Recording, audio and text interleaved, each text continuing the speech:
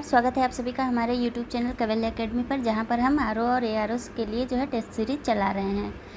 देखिए, इसमें हमने ऑलरेडी ये हमारा सेकंड टेस्ट सीरीज है, जिसमें ऑलरेडी हमने 75 क्वेश्चन जो है पहले डिस्कस कर लिया है पहले पार्ट में। ये हमारा दूसरा पार्ट है, तो चलिए आज से 76 से ही कंटिन्यू करते हैं। तो आज का ये हमारा पहला क्वेश्चन है। चलिए शुरुआत करते हैं। दिया हुआ है, निम्नलिखित में से सत्य कथन कौन सा है। ठीक है, दो कथन यहाँ पे दिए हुए हैं। पहला कथन दिया हुआ है, अंतर्राष्ट्रीय मुद्रा कोष संयुक्त राष्ट्र संघ की प्रमुख एजेंसी है। दूसरा कथन दिया हुआ है, अंतर्राष्ट्रीय मुद्रा कोष का सदस्य बनने पर किसी देश को आवंटित एसडीआर कोटा का 25% उसे एसडीआर या किसी प्रमुख मुद्रा में चुकाना पड़ता है। ठीक है, दिया हुआ है यहाँ पे ऑप्शन दिए हुए हैं केवल एक, बी दिया हुआ है केवल दो, सी दिया हुआ है 1 व 2 दोनों, और डी दिया हुआ है न तो 1 न ही 2। पूछा है कौन सा सत्य है। ठीक है, तो चलिए देख लेते हैं। अंतर्राष्ट्रीय मुद्रा कोष क्या है, यानी आईएमएफ की बात कर रहा है। ठीक है, आईएमएफ। ठीक है, एम भी यहाँ पे बड़ा ही होगा। ठीक है, आईएमएफ की बात कर रहा है। तो आईएमएफ की जब हम इसके बारे में थोड़ा सा जान लेते हैं। जब इसका संगठन जो है किस बेस पे हुआ था, एक ब्रेटन वुड समझौता हुआ था, उसके बेस पे जो है अंतर्राष्ट्रीय मुद्रा कोष को संगठित किया गया था, यानी इसकी स्थापना की गई थी। ठीक है, अब देखिए इसके सदस्य की बात करता है, दिया है तो, और ये संयुक्त राष्ट्र संघ का जो है प्रमुख एजेंसी भी है। तो ये हमारा पहला क्वेश्चन जो है वो सही हो जाएगा। ठीक है, पहला कथन। दूसरा कथन दिया हुआ कि अंतर्राष्ट्रीय मुद्रा कोष का सदस्य बनने पर किसी देश को आवंटित एसडीआर का है। ठीक है, एसडीआर का फुल फॉर्म क्या होता है, स्पेशल ड्राइंग राइट्स। ठीक है, एसडीआर का फुल फॉर्म ये होता है। तो ये जो है दिया हुआ कि एसडीआर कोटा का 25% उसे एसडीआर मुद्रा में देना पड़ता है या किसी प्रमुख मुद्रा में चुकाना पड़ता है। ठीक है, एसडीआर क्या होता है, एसडीआर जो है अंतर्राष्ट्रीय मुद्रा कोष ने एक पर्टिकुलर अपना जैसे मुद्रा होती है उसको बना रखा। ठीक है, उसे हम मुद्रा ही बोलेंगे। तो ये जो है एसडीआर जो है रिलेटेड अंतर्राष्ट्रीय मुद्रा से है। ठीक है, अब जो अगर कोई भी देश इसका सदस्य बनता है तो उसे जो है 25% उसी मुद्रा में चुकाना पड़ेगा। एसडीआर में 4 मुद्राएं आती हैं, जो कि कौन कौन सी हैं, एक तो हो गई यूरो, दूसरी है पाउंड, तीसरी है येन और चौथी है डॉलर। ठीक है, ये जो है एसडीआर मुद्रा में संबंधित है। ठीक है, एसडीआर मुद्रा में इनको ही रखा जाता है। तो मतलब जैसे अगर भारत अंतर्राष्ट्रीय मुद्रा कोष का सदस्य बनता है तो उसको जो है जितनी राशि देनी है उसका 25% जो है वो या तो यूरो में देना पड़ेगा, या पाउंड में, या येन में, या डॉलर में। ठीक है, इसके अलावा जो बचता है 75% वो जो है वो अपने रुपए में चुका सकता है। ठीक है, यहाँ पे इसका मतलब यही भी है। चलिए, तो फिर यहाँ पे क्या हो जाएगा, यहाँ पे दोनों कथन हमारे जो है वो सही हैं, तो क्या हो जाएगा, ऑप्शन सी। ठीक है, चलिए नेक्स्ट पे चलते हैं। नेक्स्ट दिया हुआ है, कथन दिया हुआ है, मुद्रास्फीति के कारण अर्थव्यवस्था में निवेश बढ़ता है, और कथन का कारण दिया है, उच्च मांग उत्पादन के विस्तार को प्रेरित करती है। कूट दिया हुआ है, ए दिया हुआ है, कथन तथा कारण दोनों सही है तथा कारण कथन का सही व्याख्या करता है। बी दिया हुआ है, कथन तथा कारण दोनों सही है परंतु कारण कथन की सही व्याख्या नहीं करता है। सी दिया हुआ कथन सही है व कारण गलत है। डी दिया हुआ कथन गलत है व कारण सही है। ठीक है, मुद्रास्फीति यानी इन्फ्लेशन की बात कर रहा है, यानी एक साधारण शब्दों में कहें तो क्या हो जाएगा, महंगाई की बात कर रहा है। ठीक है, यहाँ पे दिया हुआ है जब मुद्रास्फीति होती तो डिमांड बढ़ जाएगी, और जो है ये जो है उच्च मांग जो है वो, अगर डिमांड अधिक है तो क्या होगा, जो प्रोड्यूसर होगा डिमांड को फुलफिल करने के लिए प्रोडक्ट का जो है विस्तार करेगा, यानी उसे अधिक करेगा, उसे जो है अपना प्रोडक्शन बढ़ा देगा, जिससे जो है वो जो डिमांड बढ़ी हुई है उसको फुलफिल कर सके। तो यहाँ पे कारण और कथन दोनों ही सही हैं, और क्या होगा, कारण जो है वो कथन की सही व्याख्या कर रहा है, तो यहाँ पे हमारा ए सही हो जाएगा। ठीक है, चलिए नेक्स्ट पे चलते हैं। नेक्स्ट दिया हुआ है, कथन दिया है, आर्थिक नियोजन में बॉटम अप अवधारणा का प्रयोग किया जाना चाहिए। कारण दिया हुआ है, एक इकाई के रूप में गाँव की आर्थिक व्यवहार्यता बहुत उपयुक्त है। चलिए देख लेते हैं यहाँ पे कूट क्या दिया हुआ है। ठीक है, दिया हुआ है ऑप्शंस, ए दिया है, कथन और कारण दोनों सही है तथा कारण कथन की सही व्याख्या करता है। बी दिया हुआ है, कथन व कारण सही है परंतु कारण कथन की व्याख्या नहीं करता है। सी दिया हुआ है, कथन सही है तथा कारण गलत है। डी दिया है, कथन गलत है तथा कारण सही है। ठीक है, तो यहाँ पे क्या हो जाएगा हमारा, यहाँ पे हमारा ऑप्शन ए जो है सही हो जाएगा। ठीक है, कथन और कारण दोनों ही सही है और कारण जो है कथन की सही व्याख्या कर रहा है। बॉटम अप की उससे हम क्या मीन्स निकालते हैं, बॉटम यानी नीचे और अप यानी ऊपर। ठीक है, तो नीचे से जो है ऊपर की ओर बढ़ना। ठीक है, जैसे पंचायती राज को अगर हम ले लें तो इसमें क्या हो जाएगा, यहाँ पे पंचायती राज जो है ग्राम से रिलेटेड हो जाती है, तो ग्राम हम नीचे से सबसे नीचे वाली इकाई क्या है, वो हमारी गांव है। गांव को ही सुदृढ़ करते हुए हम ऊपर बढ़ते हैं। ठीक है, इस तरीके से ये हमारा है बॉटम अप का मतलब। ठीक है, चलिए नेक्स्ट पे चलते हैं। नेक्स्ट दिया हुआ है विवाद से विश्वास तक योजना किससे संबंधित है। ठीक है, ये हमारे बजट में भी था, आपने बजट देखा होगा, सर ने आपको पढ़ाया था बजट 2020। ठीक है, उसमें ये था। ठीक है, तो वही क्वेश्चन आया है, करंट से रिलेटेड है। विवाद से विश्वास तक योजना किससे संबंधित है, ए प्रत्यक्ष कर से, बी अप्रत्यक्ष कर से, सी ए और बी दोनों से, और डी इनमें से कोई नहीं। ठीक है, तो विवाद से विश्वास जो है वो ए प्रत्यक्ष कर से रिलेटेड है। ठीक है, ये जो है बेसिकली किससे संबंधित है, ये हमारे इनकम टैक्स से। ठीक है, यानी आयकर विभाग से संबंधित है, आयकर विभाग, या आयकर विभाग नहीं, आयकर टैक्स जो होता है आय कर की बात कर रहे हैं। ठीक है, इससे संबंधित है। और ये जो है हमारा प्रत्यक्ष कर में आता है, इसलिए ये किससे संबंधित हो गया, प्रत्यक्ष कर से। ये हमारा सही हो जाएगा। नेक्स्ट पे चलते हैं।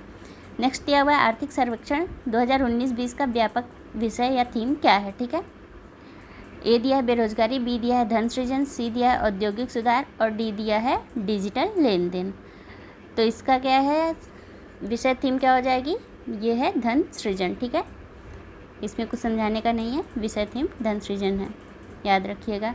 विद्युत मोटर परिवर्तित करता है, ए यांत्रिक ऊर्जा को विद्युत ऊर्जा में, बी विद्युत ऊर्जा को यांत्रिक ऊर्जा में, सी सौर ऊर्जा को रासायनिक ऊर्जा में, डी इनमें से कोई नहीं। यहाँ पर बात कर रहा है विद्युत मोटर की। ठीक है, तो विद्युत मोटर जो है क्या करेगा, विद्युत ऊर्जा को यांत्रिक ऊर्जा में परिवर्तित करता है। ठीक है, इसके अगर हम एग्जांपल्स देख ले तो क्या हो जाएगा, जैसे वॉशिंग मशीन हो गया, हमारा कंप्यूटर हो गया, इन सब में क्या होता है, इन सब में विद्युत मोटर का प्रयोग किया जाता है। नेक्स्ट पे चलते हैं।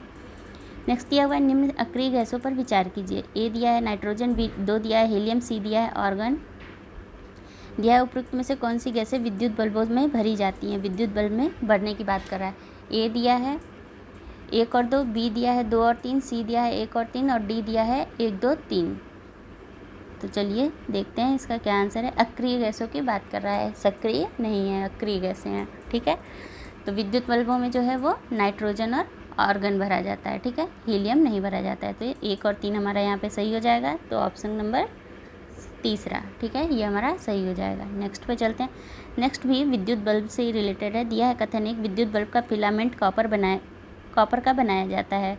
कथन 2 दिया हुआ है फिलामेंट की प्रतिरोधकता अधिक होती है। ठीक है, पूछा है उपरोक्त में से सही कथन है। ठीक है, केवल 1, केवल 2, सी दिया है दोनों और डी दिया है दोनों में से कोई नहीं। ठीक है, तो चलिए कथन देख लेते हैं। कथन दिया है फिलामेंट कॉपर का बनाया जाता है, नहीं कॉपर का नहीं बनाया जाता, बल्कि किसका बनाया जाता है, टंगस्टन का बनाया जाता है। ठीक है, टंगस्टन इसका जो है फिलामेंट बनता है और फिलामेंट की जो है प्रतिरोधकता अधिक होती है, ये जो है सही है। तो क्या हो जाएगा यहाँ पे, केवल 2 सही हो जाएगा, यानी ऑप्शन बी।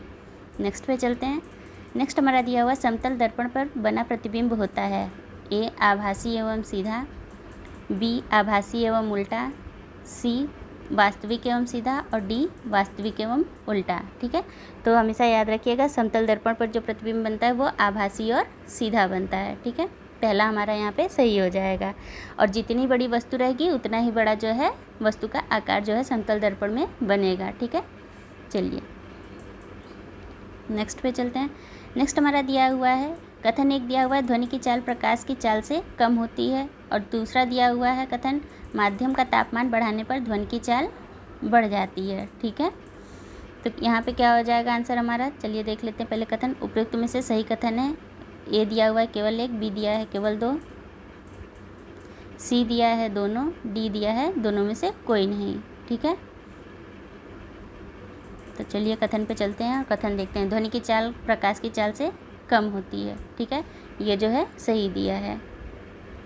इसको हम प्रैक्टिकली भी देख सकते हैं जब बिजली चमकती है और बिजली की आवाज़ आती है। ठीक है, तो ध्वनि की चाल और प्रकाश की चाल, ध्वनि की चाल जो है वो प्रकाश की चाल से कम होती है, हम इसको ऑब्जर्व भी कर सकते हैं। नेक्स्ट दिया हुआ है माध्यम का तापमान बढ़ाने पर ध्वनि की चाल बढ़ जाती है, तो ये भी सही है, ठीक है। तो यहाँ पे क्या हो जाएगा हमारा, यहाँ पे दोनों ही कथन सही हैं, ऑप्शन सी हमारा सही हो जाएगा, ठीक है। चलिए नेक्स्ट पे चलते हैं। नेक्स्ट दिया हुआ है कार्य का मात्रक है, ठीक है, कार्य का मात्रक पूछ रहा है। तो यहाँ पे का इसमें तो कुछ बताने वाली है नहीं, ये तो रट्टा वाली है, आपको पता भी होगा। चलिए ऑप्शन देख लेते हैं, A newton, B watt, C joule और डी इनमें से कोई नहीं। तो कार्य का मात्रक क्या है, कार्य का मात्रक है जूल। जूल जो है वो ऊर्जा का भी मात्रक है, ठीक है। तो यहाँ पे मैं ऊर्जा भी लिख दे रही हूँ, तो ये जो है इन दोनों का ही मात्रक है, ठीक है। चलिए नेक्स्ट पे चलते हैं। नेक्स्ट क्वेश्चन है हमारा, शुष्क बर्फ़ होती है, ए ठोस कार्बन डाइऑक्साइड, बी ठोस कार्बन मोनोऑक्साइड, सी मीथेन और डी सल्फर डाइऑक्साइड। तो शुष्क बर्फ़ क्या होती है, ये जो है ठोस कार्बन डाइऑक्साइड होती है। ये डायरेक्टली जो है ठोस अवस्था से सीधे गैस अवस्था में बदल जाती है, ठीक है। ये हमारी शुष्क बर्फ़ हो गई। नेक्स्ट पे चलते हैं। नेक्स्ट दिया हुआ निम्न में से कौन सा अपकेंद्रण यानी सेंट्रीफ्यूगल फ्यूगेशन विधि का उदाहरण है। ए दिया हुआ है वायु से विभिन्न गैसों को अलग करना, बी दिया है दूध से क्रीम को अलग करना, सी दिया है नमक से कपूर को अलग करना और डी दिया है समुद्री जल से नमक को अलग करना। अपकेंद्रण विधि का उदाहरण क्या हो जाएगा इसमें, ये हो जाएगा हमारा दूध से क्रीम को अलग करना। देखिए इसमें जब हम किसी भी चीज़ को बहुत तेज़ी से फेंटते हैं, जैसे हम दूध को बहुत तेज़ी से फेंटते हैं तो क्या होता है, जो क्रीम होती है यानी जो हल्का होता है वो ऊपर उठ जाता है और जो भारी चीज़ होती है, भारी पदार्थ, वो नीचे बैठ जाता है। इसी कारण जो है क्रीम हल्की होती है, इसलिए वो जो है ऊपर आ जाती है, ठीक है। तो ये जो है इसका उदाहरण है। नेक्स्ट पे चलते हैं। नेक्स्ट दिया हुआ है हाइड्रोजन में न्यूट्रॉनों की संख्या होती है, ए दिया है 1, बी दिया है 2, सी दिया है 8 और डी दिया है 1 भी नहीं, ठीक है। तो हाइड्रोजन में परमाणुओं की संख्या कितनी होगी, सॉरी न्यूट्रॉनों की संख्या पूछा है, तो न्यूट्रॉनों की संख्या कितनी होगी, ये होगी 1 भी नहीं, ठीक है। और जो न्यूट्रॉन होते हैं और प्रोटॉन, इलेक्ट्रॉन और प्रोटॉन होते हैं वो कितने होते हैं, वो 1-1 होते हैं। हाइड्रोजन में उसके हाइड्रोजन के परमाणुओं में जो है 1 इलेक्ट्रॉन होता है और 1 प्रोटॉन होता है, न्यूट्रॉन नहीं पाया जाता है, ठीक है। चलिए नेक्स्ट पे चलते हैं। नेक्स्ट दिया हुआ है कथन, एक मनुष्य के लार में लार एमिलेस एंजाइम उपस्थित होता है, और 2 दिया हुआ है कथन, यह एंजाइम स्टार्च यानी मंड को प्रोटीन में बदल देता है, ठीक है। तो यहाँ पे क्या हो जाएगा, यहाँ पे हमारा देख लेते हैं उपयुक्त में से सही कथन पूछा है। ए दिया हुआ है केवल 1, बी दिया है केवल 2, सी दिया है दोनों और डी दिया है दोनों में से कोई नहीं, ठीक है। उपयुक्त में से कौन सा कथन हमसे सही पूछ रहा है, चलिए देख लेते हैं। तो मनुष्य के लार में जो है एमिलेस एंजाइम पाई जाती है, ये हमारा कथन सही हो जाएगा। कथन 1 जो है वो सही हो जाएगा। और जो दूसरा है वो क्या दिया हुआ है, यह एंजाइम स्टार्च को प्रोटीन में बदल देता है, ये जो है प्रोटीन में नहीं बदलता बल्कि शर्करा में बदलता है, ठीक है, शर्करा में। तो दूसरा कथन हमारा गलत हो गया, तो क्या हो जाएगा, यहाँ पे केवल 1 सही है। चलिए नेक्स्ट पे चलते हैं। नेक्स्ट दिया हुआ निम्न में से किसका उपयोग रेफ्रिजरेटरों में बर्फ़ जमाने के लिए किया जाता है या नहीं, फ्रिज में। ए दिया है नौसादर, बी दिया है अमोनिया, सी दिया है नाइट्रस ऑक्साइड और डी दिया है नाइट्रिक अम्ल, ठीक है।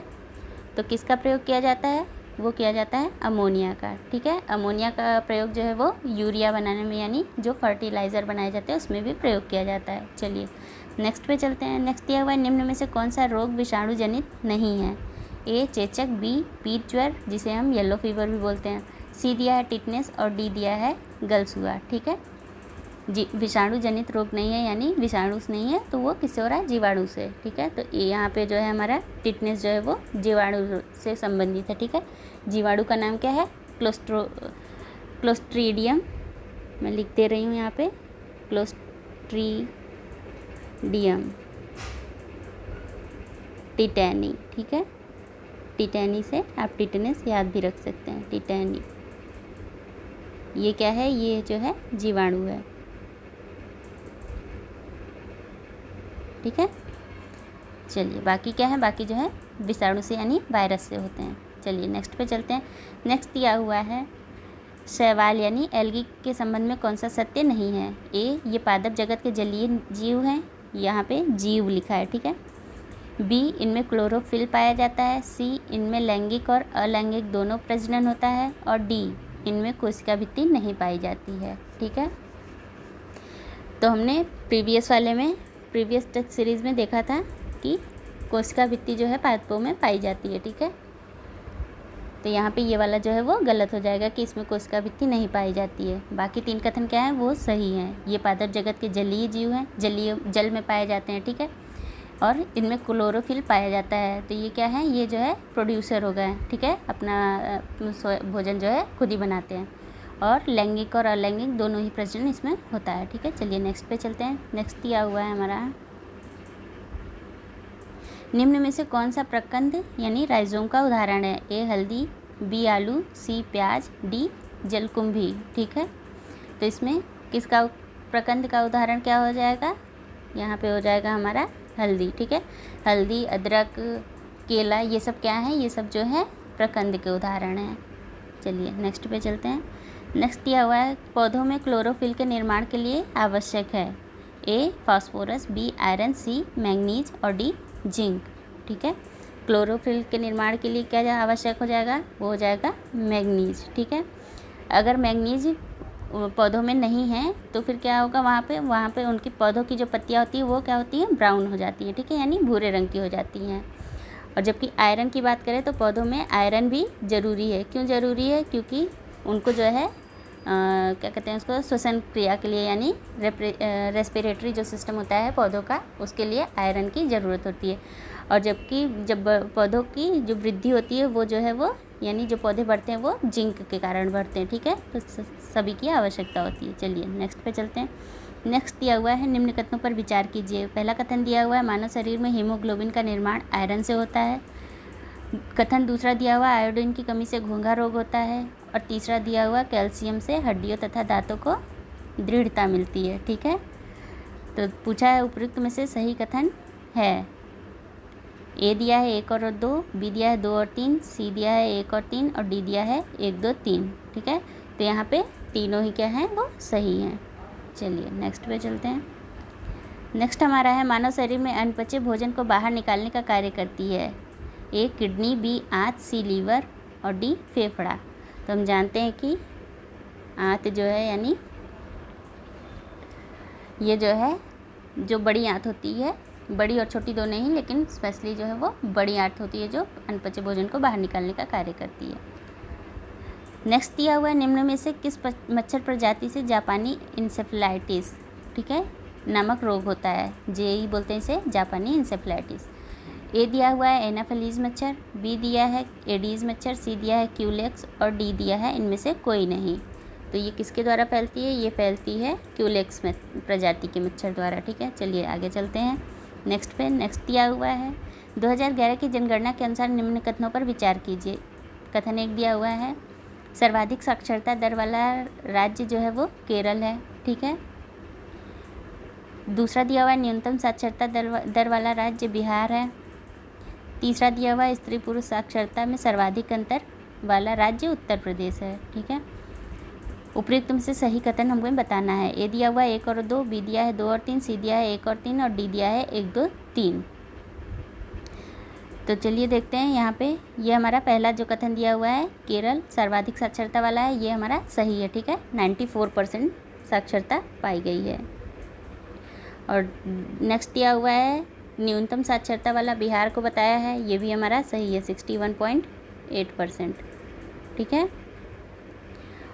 और फिर ये जो लास्ट तीसरा जो दिया हुआ है ये गलत है, यहाँ पे उत्तर प्रदेश नहीं बल्कि राजस्थान होगा। ठीक है, राजस्थान कितना है उसका? 27.1%।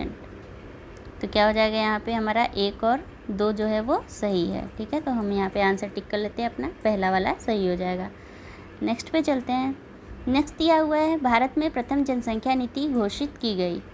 ए 1960 में, बी 1976 में, सी 1986 में और डी 2000 में।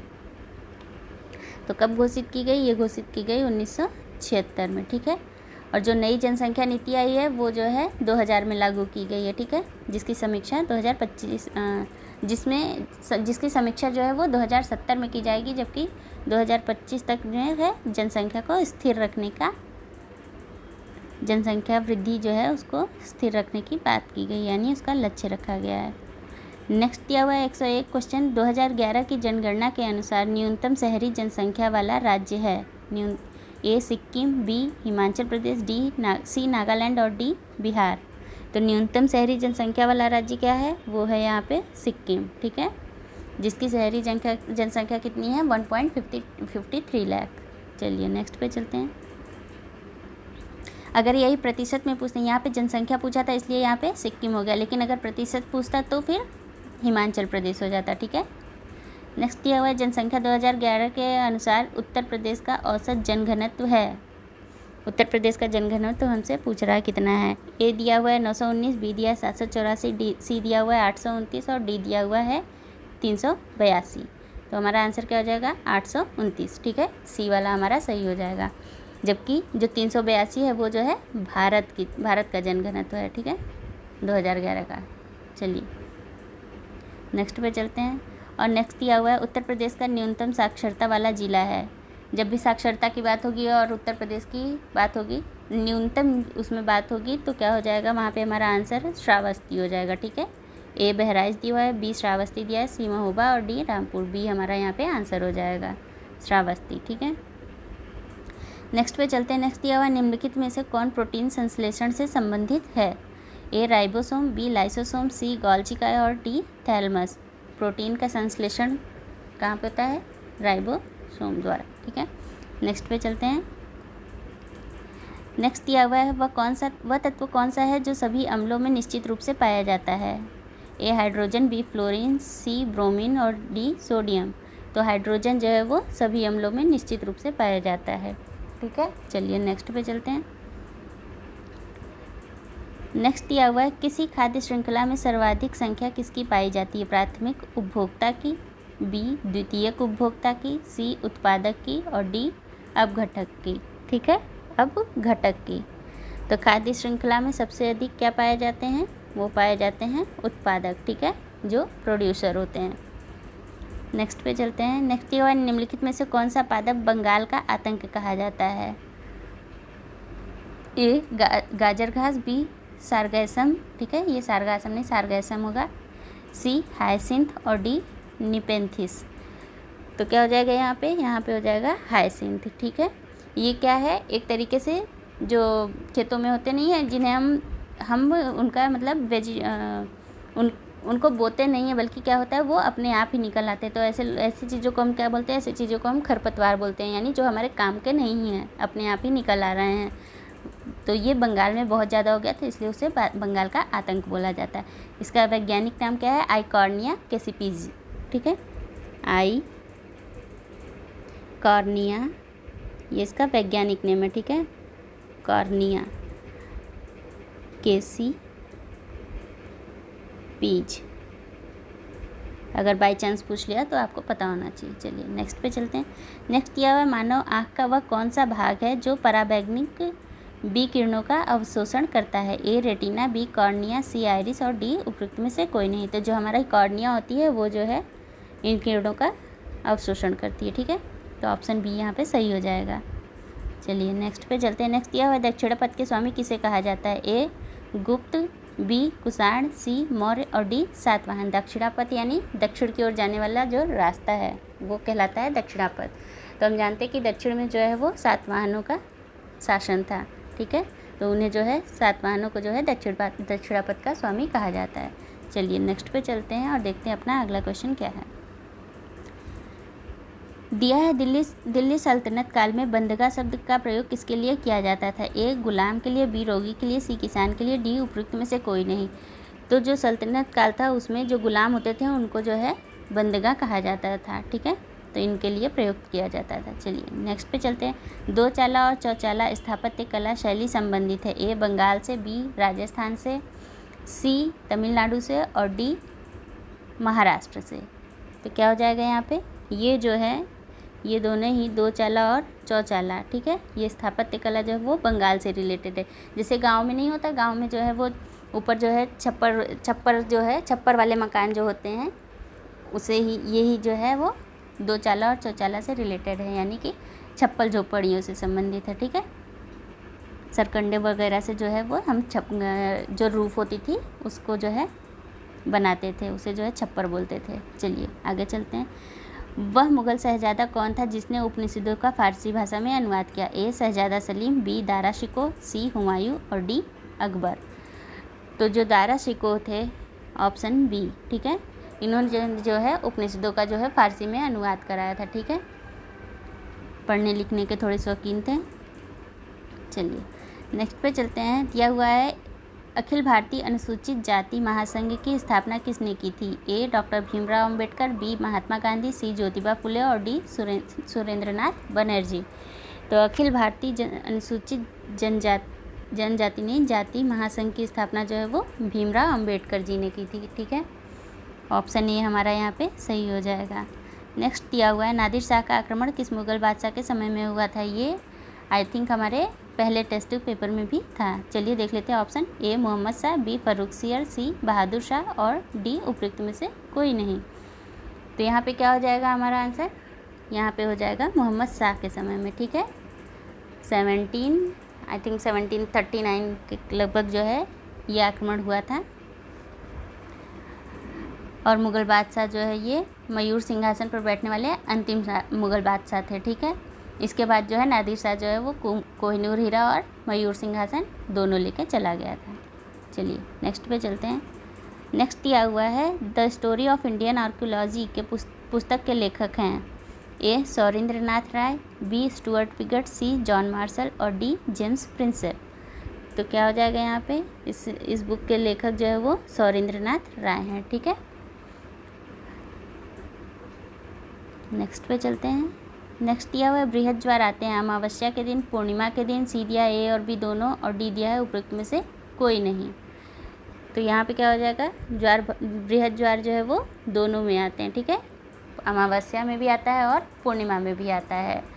ज्वार आने का क्या कारण होता है? जब सूर्य एस से सन हो गया, ठीक है, चंद्रमा एम से मून और पृथ्वी यानी अर्थ, ठीक है, जब ये तीनों एक लाइन में होते हैं तो फिर ज्वार आता है। चलिए नेक्स्ट दिया हुआ है डांगर बैंक का संबंध निम्नलिखित में से किससे है? ए मत्स्य उत्पादन, बी कुत्तों का बैंक, सी कहवा उत्पादन और डी पेट्रोलियम उत्पादन। तो डांगर बैंक जो है वो किससे रिलेटेड है? वो रिलेटेड है मत्स्य उत्पादन से।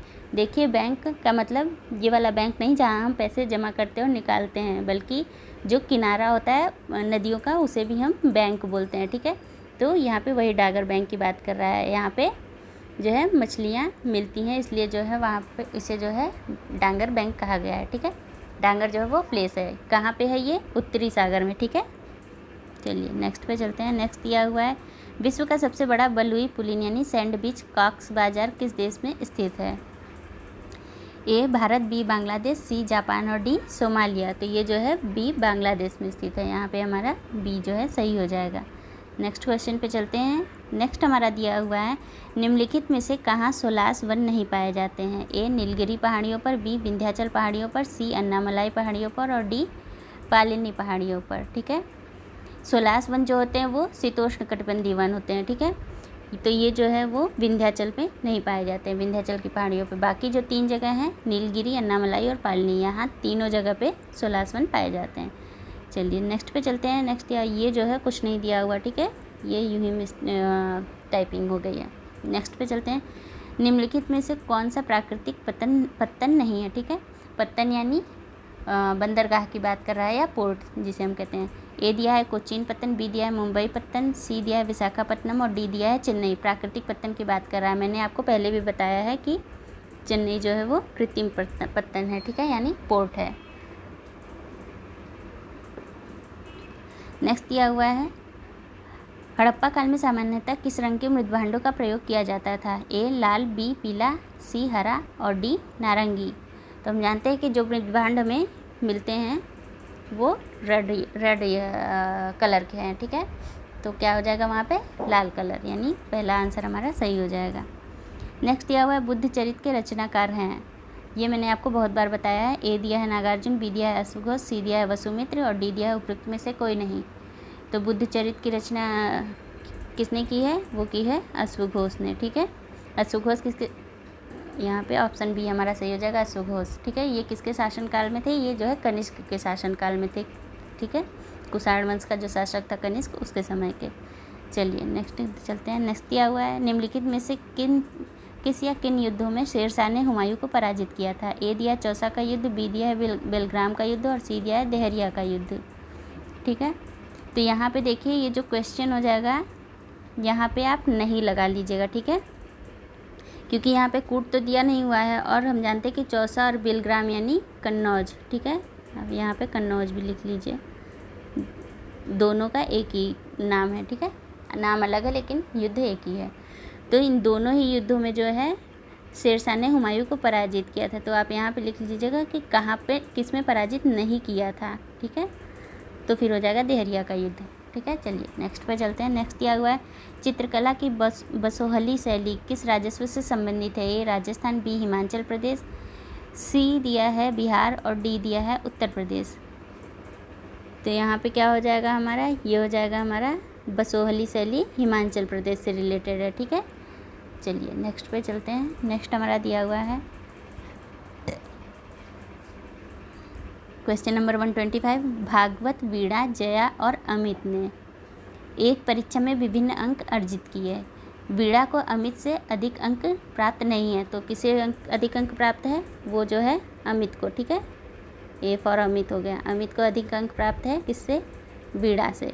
ठीक है, अब बोल रहा है कि जो है भागवत ने जया से अधिक अंक प्राप्त नहीं किए हैं। ठीक है, सेकंड स्टेटमेंट दिया है, भागवत ने जया से अधिक अंक स्कोर नहीं किया, यानी जया का जो है वो अधिक हो गया।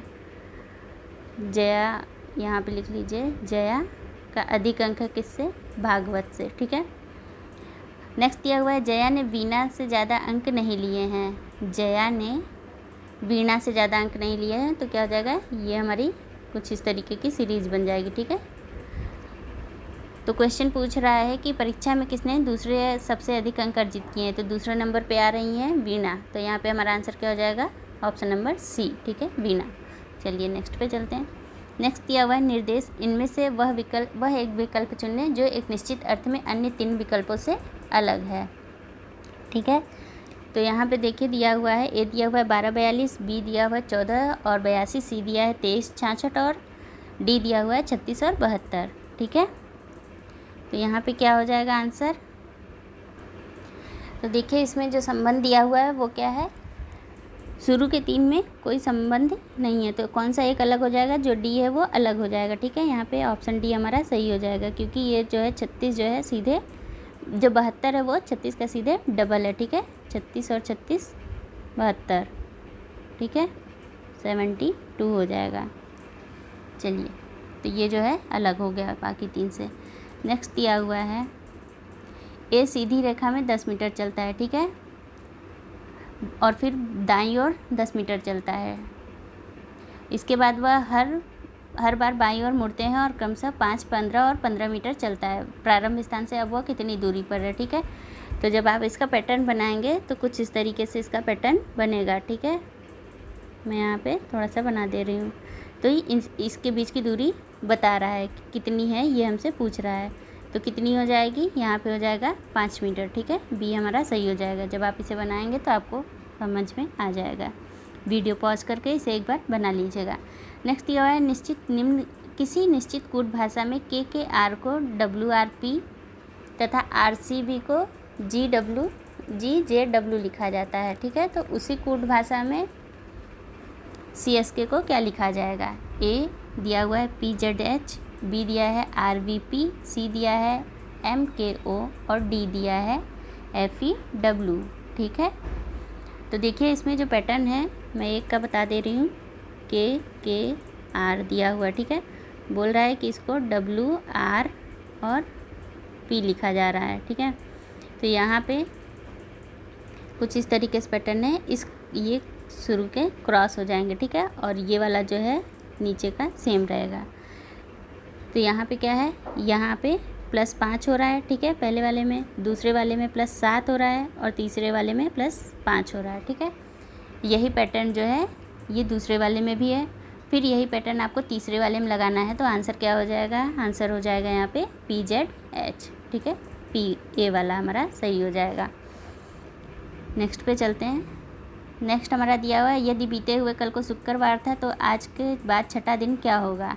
आज हो गया शनिवार, फिर शनिवार के बाद का छठवां दिन पूछ रहा है क्या होगा। तो आप जब इसे काउंटिंग करेंगे तो क्या आएगा, ये आएगा शुक्रवार। ठीक है, ऑप्शन बी हमारा यहाँ पे सही हो जाएगा, जो छठा दिन है वो शुक्रवार पड़ेगा। नेक्स्ट दिया हुआ है, ये यहाँ पे बहुत ज़्यादा ब्लर है, तो आप जब इसे थोड़ा ध्यान से देखेंगे तो आपको पता चलेगा।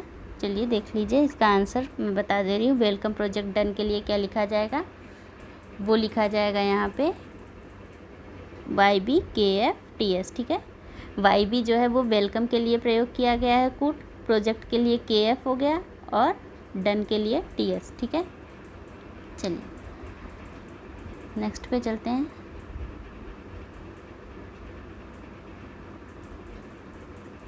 नेक्स्ट हमारा है, निम्नलिखित प्रश्न में दिए गए विकल्पों में से संबंधित संख्या को चुनिए। ठीक है, ए दिया है 247, फिर दिया है 42 और फिर दिया है 619। यहाँ पे हमें क्वेश्चन मार्क जहाँ लगा है उसे बताना है। ठीक है, तो इसमें जो किया गया है वो क्या किया गया है देख लीजिए, मैं बता रही हूँ।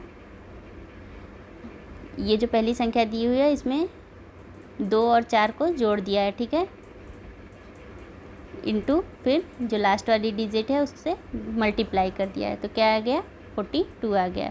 देखिए कैसे आ गया, ये हो गया 4 तो 6 और 6 का गुणा 7 से किया तो क्या आया 42। ठीक है, ये पैटर्न बनाया है। इसी तरीके से 619 का करेंगे तो क्या आएगा, वो आएगा 63। ठीक है, बी आंसर हमारे यहाँ पे सही हो जाएगा। नेक्स्ट पे चलते हैं। नेक्स्ट हमारा यहाँ दिया हुआ है, निर्देश दिया है, निम्न सूचनाएं पढ़िए और दिए गए प्रश्नों का उत्तर दीजिए। ठीक है, ABCDEF और G उत्तर की ओर मुख करके बैठे हैं। उत्तर की ओर बैठने का मतलब है, मान लीजिए इधर बैठे हैं, उनका मुंह जो है इस तरफ है। ठीक है, क्योंकि ऊपर साइड में उत्तर होता है, नॉर्थ। ठीक है, चलिए दिया हुआ है कि F E के दाहिनी ओर है और E G के दाहिनी ओर चौथा है। C जो है B और D का पड़ोसी है और लास्ट दिया हुआ है D के बाईं ओर तीसरा आदमी कतार के एक अंत में है। ठीक है, D के बाईं ओर जो तीसरा व्यक्ति बैठा हुआ है वो अंतिम में है। तो जब आप इसे सॉल्व करेंगे तो क्या आएगा, मैं सीरीज़ बता दे रही हूँ। यहाँ पे G B C, फिर D बैठेगा, फिर E, फिर F और फिर A। ठीक है, कुछ इस तरीके से पैटर्न होगा। तो यहाँ पे क्या हो जाएगा हमारा आंसर। क्वेश्चन क्या पूछा है, निम्न में से कौन सा कथन निश्चित रूप से गलत है। ठीक है, तो यहाँ पे जो E जो है D के तुरंत बाईं ओर है, ये गलत है। ठीक है, E जो है D के दाईं ओर बैठा रहेगा, न कि बाईं ओर बैठा रहेगा। चलिए आगे चलते हैं। नेक्स्ट क्वेश्चन दिया है, यदि फिग को निम्नलिखित प्रश्न में फिग को फिकस कारकिया कहती है। ठीक है, क्रैकिया से संबंधित है, तो उसी प्रकार ग्रेप्स किससे संबंधित है। ठीक है, फिग बोलते हैं इंग्लिश में फिग बोलते हैं, हिंदी में बोलते हैं अंजीर। अंजीर का वैज्ञानिक नेम यानी साइंटिफिक जो नेम है वो है फिकस क्रैकिया। ठीक है, मैं यहाँ पे लिख दे रही हूँ अंजीर। ठीक है, ये इसका वैज्ञानिक नेम है फिकस क्रैकिया। तो ग्रेप्स का पूछ रहा है, तो ग्रेप्स का क्या हो जाएगा, ग्रेप्स का हो जाएगा यहाँ पे विटिस विनिफेरिया। ठीक है, ये हमारा सही हो जाएगा ऑप्शन डी। अब बाकी 3 का देख लेते हैं। तो ये जो है ये नींबू का हो गया। ठीक है, सारे वैज्ञानिक नेम ही दिए हुए हैं। तो दिया है सिट्रस लेमन, ये हो गया नींबू का, और सिट्रस सिनेसिस की बात करें तो ये हो गया नारंगी का। ठीक है, और ये जो है पपाया है पपीते का। तो आप चाहें तो याद भी कर सकते हैं, सबके साइंटिफिक नेम दिए हुए हैं। चलिए नेक्स्ट पे चलते हैं। दिया है P S का पति है, Q P का पुत्र है जिसकी कोई पुत्री नहीं है, Q R का भाई है जो विवाहित है, T S का भाई है जो U की सास है, R T से किस प्रकार संबंधित है। ठीक है, तो देखिए यहाँ पे जो U दिया है वो आपको सिर्फ कंफ्यूज करने के लिए दिया हुआ है। U से इसका कोई मतलब नहीं है, R और T के बारे में हमसे पूछ रहा है।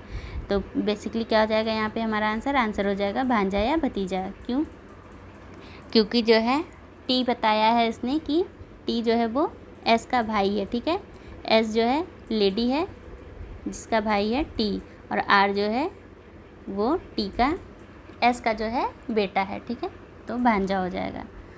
नेक्स्ट पे दिया हुआ है निम्नलिखित खास कोड में 20 को लिखा जाता है 86, 39, 85 और 11 को लिखा जाता है 32, 30, 39 लिखा गया है, ठीक है। उस कोड में 12 को कैसे लिखा जाएगा? तो देखिए ये पर्टिकुलरली डिजिट दे दिया है, ठीक है।